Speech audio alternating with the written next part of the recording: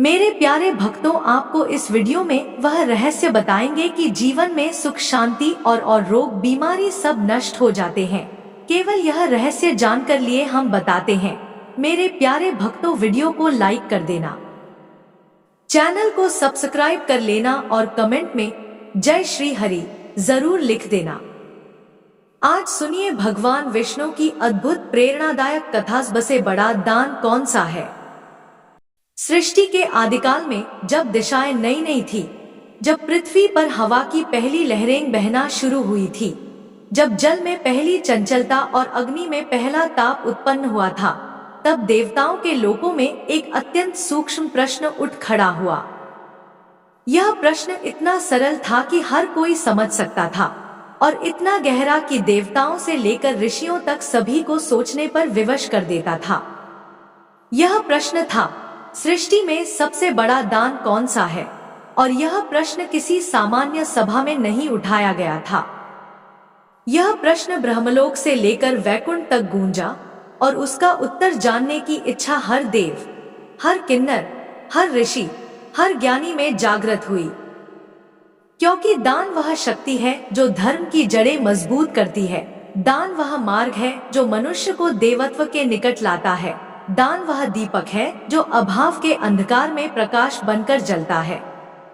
किंतु सबसे बड़ा दान कौन सा है? यह प्रश्न अभी भी अनुत्तरित था। देवताओं की यह जिज्ञासा अंत में जाकर भगवान विष्णु तक पहुंची। वैकुंठ में शंखनाद की मनमोहक ध्वनि गूंज रही थी। माता लक्ष्मी कमलासन पर संतुलित होकर बैठी थी और क्षीर सागर की लहरें शांत सौम्य स्वर में झूल रही थी। तभी नारद मुनि वहां पहुंचे। उनके वीणा के तारों में हल्की कंपन थी, मानो कोई गहरा प्रश्न उनके हृदय में छिपा हो और उसका उत्तर पाने की बेचैनी उन्हें वैकुंठ तक खींच लाई हो। वे विष्णु भगवान को प्रणाम कर बोले, भगवान, तीनों लोग भ्रमण करते हुए एक प्रश्न बार बार मेरे मन में उठ रहा है। देवता पूछते हैं, ऋषि पूछते हैं, मनुष्य पूछते हैं, इस सृष्टि में सबसे बड़ा दान क्या है? क्या अन्नदान सबसे बड़ा है? क्या जलदान सबसे बड़ा है? क्या वस्त्रदान? क्या धनदान? क्या गोदान? क्या ज्ञानदान? इन सभी में कौन श्रेष्ठ है? विष्णु भगवान मुस्कुराए। उनकी मुस्कान में असीम करुणा थी। वे बोले, नारद, यह प्रश्न अत्यंत महत्वपूर्ण है, लेकिन इसका उत्तर केवल शब्दों से नहीं दिया जा सकता।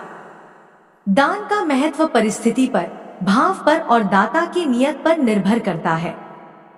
जो दान एक स्थिति में सबसे बड़ा लगता है, वही दूसरे में सामान्य। अतः केवल सुनकर कोई इस सत्य का रस नहीं पा सकता। इसे जानने के लिए अनुभव की आवश्यकता है। नारद चकित हुए, प्रभु, यदि अनुभव ही मार्ग है तो कृपा कर स्वयं बताइए, मनुष्य कैसे समझे कि सबसे बड़ा दान क्या है? विष्णु बोले, मनुष्य को समझना है तो मनुष्य की भूमि पर उतरकर समझना होगा। इसलिए नारद, तुम पृथ्वी लोक में जाओ।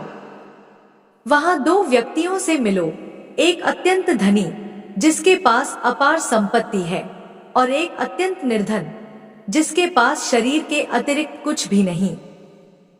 उनसे घटनाओं के माध्यम से तुम्हें स्वयं उत्तर प्राप्त होगा। नारद जी तुरंत पृथ्वी लोक पर पहुंचे। वहां एक नगर था, वसुंधरा। यह नगर समृद्ध था, विशाल था और अपनी संपन्नता के लिए प्रसिद्ध था। इस नगर के मध्य में एक महादानी राजा रहता था, रुपेंद्र। उसके महल सोने चांदी से बने थे, उसके द्वार रत्नों से जड़े हुए थे और उसके खजाने में इतना धन भरा था कि कई जन भी कम पड़ जाते। उसकी दानशीलता की ख्याति दूर दूर तक फैली थी। जब भी कोई याचक आता, वह बिना सोचे दे देता। सोने की मुद्राएं, वस्त्र, धान्य, रत्न, सब कुछ। लोग उसे महान दानी कहते और नारद उसके पास पहुंचे तो महल के दरवाजे पर ही हजारों लोगों की भीड़ दान लेने हेतु खड़ी थी। राजा रुपेंद्र को देखकर नारद बोले, राजन, तुम अत्यंत दानी हो, तुम्हारा नाम तीनों लोकों में प्रसिद्ध है। बताओ, तुम्हारे अनुसार सबसे बड़ा दान कौन सा है? राजा ने गर्व से कहा, सबसे बड़ा दान धनदान है। धन से ही अन्न मिलता है, वस्त्र मिलता है, घर बनता है, दीन दुखियों की सहायता होती है। धन के बिना कोई दान पूर्ण नहीं, इसलिए धनदान श्रेष्ठ है।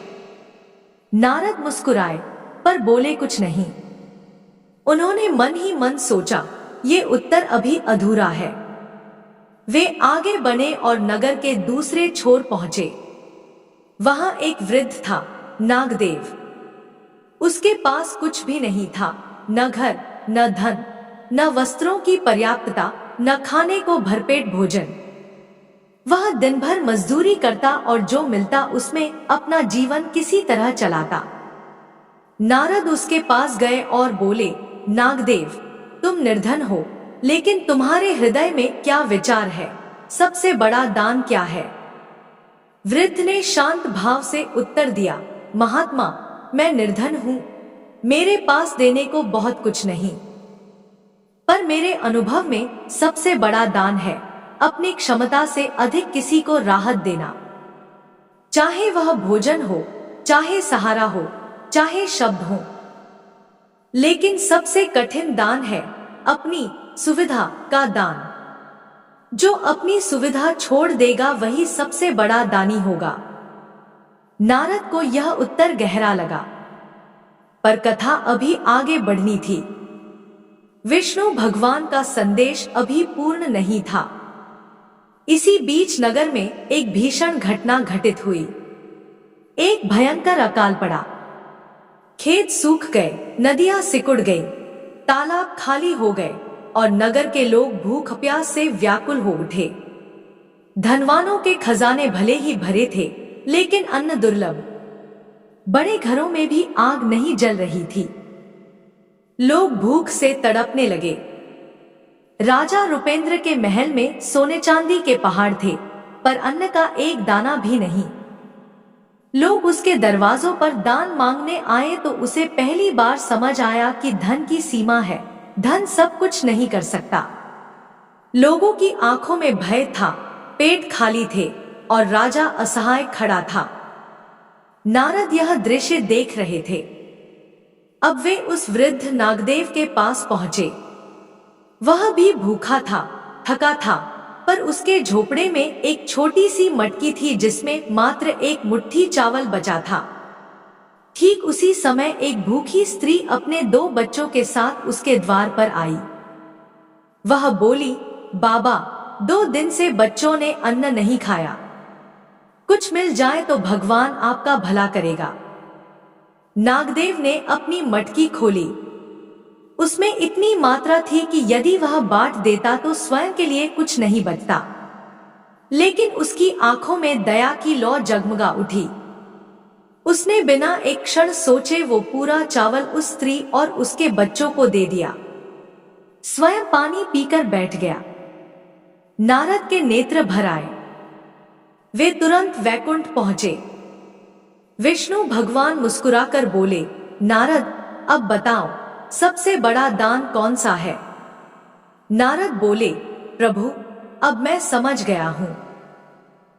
सबसे बड़ा दान न धनदान है, न अन्नदान, न जलदान। सबसे बड़ा दान है अपने अहंकार का दान, अपनी सुविधा का दान, अपनी लालसा, अपना लोभ, अपना स्वार्थ त्याग कर जो दान दिया जाए वही सर्वोच्च है। विष्णु भगवान ने कहा, ठीक। जब मनुष्य अपना अहंकार छोड़ देता है तब उसके द्वारा दिया गया छोटा सा दान भी संसार का सबसे पवित्र दान बन जाता है। वही दान देवताओं तक पहुंचता है, वही कर्म मनुष्य को मुक्त करता है और वही दान सृष्टि में सबसे बड़ा दान कहलाता है।